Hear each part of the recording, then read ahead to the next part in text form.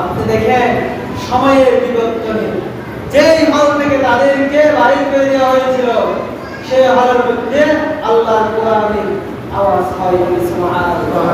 সেই হলের টিচারদের রুমের মধ্যে আল্লাহর কোরআন বলা হয়, সুবহানাল্লাহ।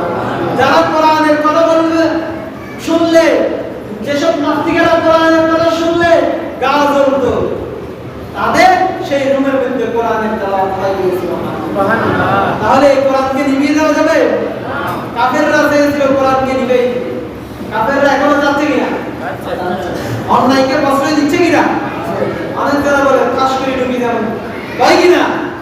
টুস করে ঢুকি যাবো, টুস করে ঢুকলে আরো টুস করে মারি, ডাইরেক্ট অ্যাকশন, অ্যাকশন কিনা? টুস করে ঢুকার 10 দিন শেষ কিনা? বাংলার মানুষ অধিকার খাবে না, খাবে কিনা?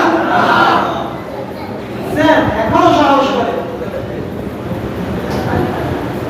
তাহলে অবশ্যই কেউ ইন্ধন দিচ্ছে, দিচ্ছে কিনা? অবশ্যই কাফের গুলো মুমিন শাস্তেছে, কি শাস্তেছে? মুমিন। ওরা আরো বড় আসি, তারা চালাই যাবে। সেম কথা, এটা কার কথা ছিল? মুনাফিকের কথা। কার কথা? আব্দুল্লাহ বিন উবাই, আব্দুল্লাহ ইবনে উবাইর কথা ছিল। কার কথা?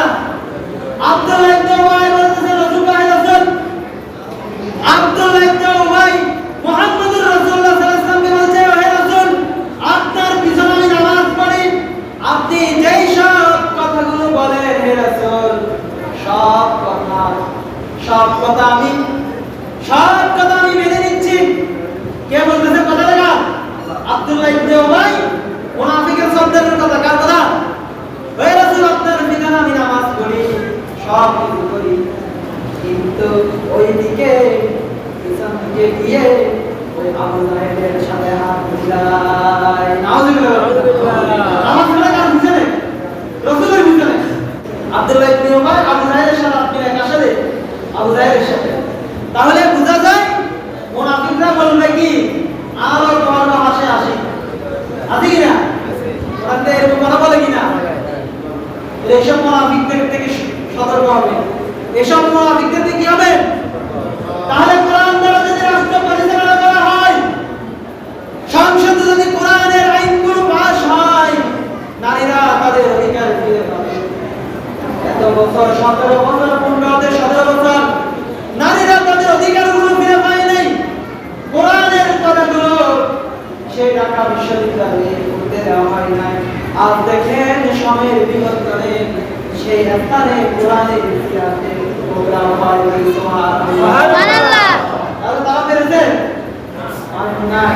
কোরআনকে দমিয়ে রাখা কখনো যাবে? কোরআনকে যত দমাবে, আল্লাহ বলছে ওয়াল্লাহু মুতিম্মু নূরি, আল্লাহ বলছে আমি কোরআনের আলো বিস্তার করে দিব, সুবহানাল্লাহ।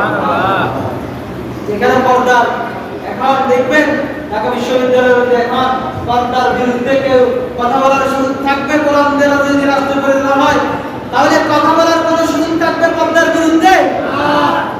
পর্দার বিরুদ্ধে আর কেউ সাহস করবে না মুসলিম নারীর বিরুদ্ধে, পর্দার বিরুদ্ধে কথা বলা, ঠিক কিনা?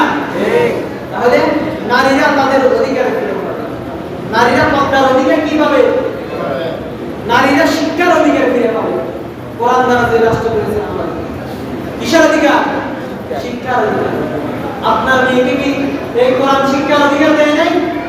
আল্লাহর রাসূল অনেক মানুষ বলে মেয়েদেরকে পড়াবো না, এই অধিকার আপনাকে দিয়েছে। এই কথা বলার জন্য আপনাকে দিয়েছে কে? যেই দিন মেয়েরা বলবে আমরা পড়বো না, সেই দিন পড়াইয়েন না, আপনি তাদের উপরে জুলুম করতে পারেন না। কারণ শিক্ষার অধিকার প্রতিটা নারীকে আল্লাহ তাআলা দিয়েছেন। কে দিয়েছেন? আল্লাহ। তাহলে আপনার মেয়েকে বিবাহ দেন, স্বামীকে বলবেন আমার মেয়ে যদি করতে চায় পড়াতে হবে। আমার একটা কথা, আমার মেয়ে যদি করতে চায় আমার মেয়ে কি করতে হবে? কি এখন পড়াইবেন? কিভাবে পড়াইবেন? পর্দা পড়ানো ছাড়া মেয়েদেরকে পর্দায় পড়াবেন, আর কোনো বাধা নাই, আর কোনো কি নাই, বাধা থাকবে না। কোরআন দ্বারা যদি রাষ্ট্র পরিচালনা হয়, তাহলে পর্দার বিধানকে কেউ লঙ্ঘন করতে পারবে? তাহলে নারীদেরকে কোরআন শিক্ষার অধিকার দিয়েছে। কিসের শিক্ষা? এবং নারীদেরকে কোরআন দ্বারা রাষ্ট্র পরিচালনা হয়, তাদের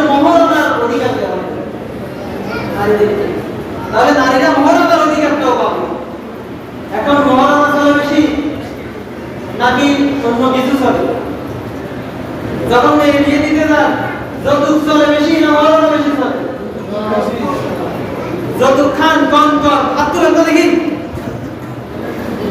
কেউ নাই শুধু আই না হ্যাঁ আই তো এখনো বিয়ে শাদী করি আই কেন তো দুঃখ খবরদার ছেলেদের যারা ছেলের বাবা খবরদার যৌতুক থেকে আপনি দূরে থাকবেন বলে যে মা তোকে বিয়ে দিচ্ছি জামাইয়া কেবলা কি জামাই খুব বলা কিন্তু হলগা কত যৌতুক লাগতো না হল কি গো একটা মাসের বেলা একটা অন্য বাসা দি কই আমি বললাম পরে বলতে যৌতুক লাগতো না অনটি আর থুটি এসে কিছু লাগতেন না কত 200 টাকা করে দিতে হবে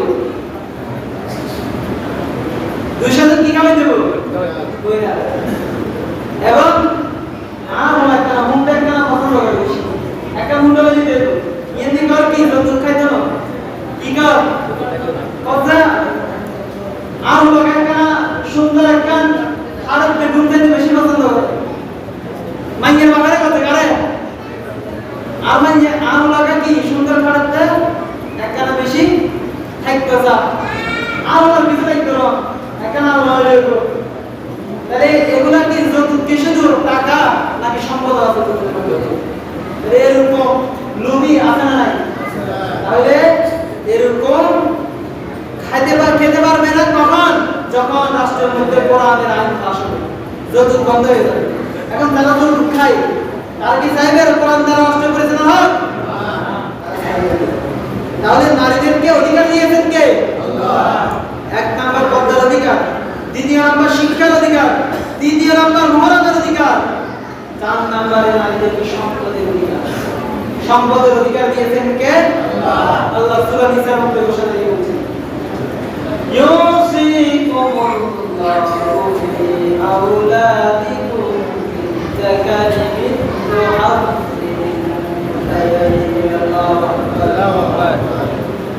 দুইজন মহিলা একজন পুরুষের সমান সম্পদ পাবে তার পিতা থেকে